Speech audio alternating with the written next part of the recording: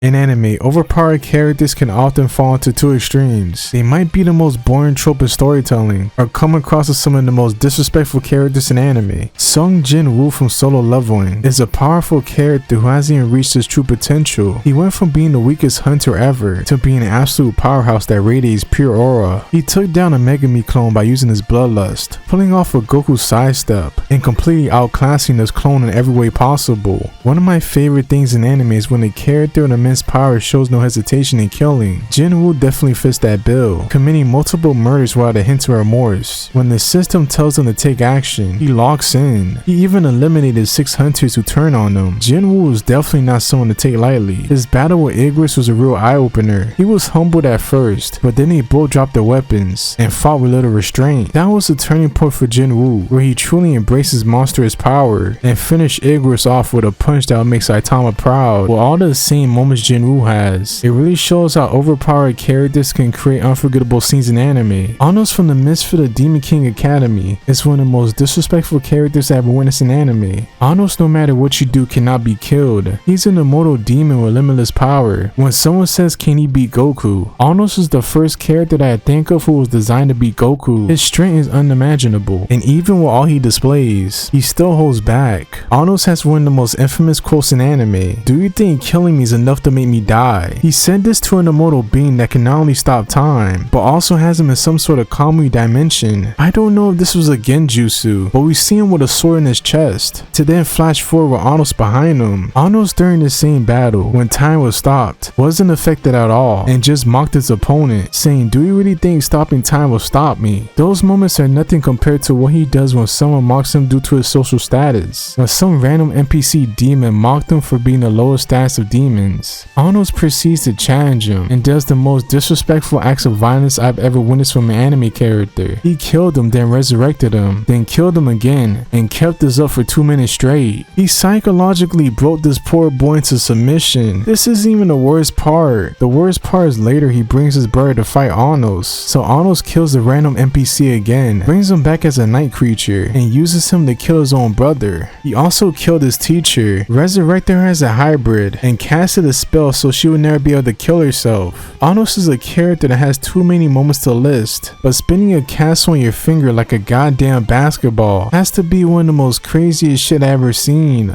Next up we have Frieren from Beyond Journey's End. This 1,000-year-old elf is a low-key overpowered anime character. She goes through life exploring the world, learning different types of magical spells, no matter if they're useless or valuable. Mind you, in the story of Beyond Journey's End, Frieren was a part of a group who defeated the Demon Lord, and years afterwards gained an apprentice after the death of one of her party members. So this is where it leads up to her first disrespectful moment. When Frieren went to the location where the hero party sealed one of the most powerful demons, Frieren used this opportunity as a lesson for Fern. Frieren basically used this moment to show the demon that his overpowering abilities from the past are completely useless. She uses her student to completely demoralize him. Used to create the killing magic. This spell is able to overcome any magical defenses at the time. He woke up from being sealed for 80 years and used his killing magic for it to get blocked not even by Frieren, but by Fern. How do you have someone's apprentice easily block one of your special attacks? And to make matters worse, Frieren just proceeds to take him out in one shot, turning a battle with a demon general into a history lesson. It's the most disrespectful thing you could do to someone, which brings us to her shattering the will of aura. She went aura for aura with a demon who's known for defeating her enemies by simply having more magic than them. In this part, the demon aura, as a tool, she scales her soul against her opponent. Whoever tips the scale overwhelms the other person's aura gets complete control over them. Frieren usually conceals her magic at all times, and when she unleashes it and tips the scale in her favor, she turns away her blank expression and just says, "Kill yourself." That's why Frieren has to be up there as one of the best overpowered anime characters.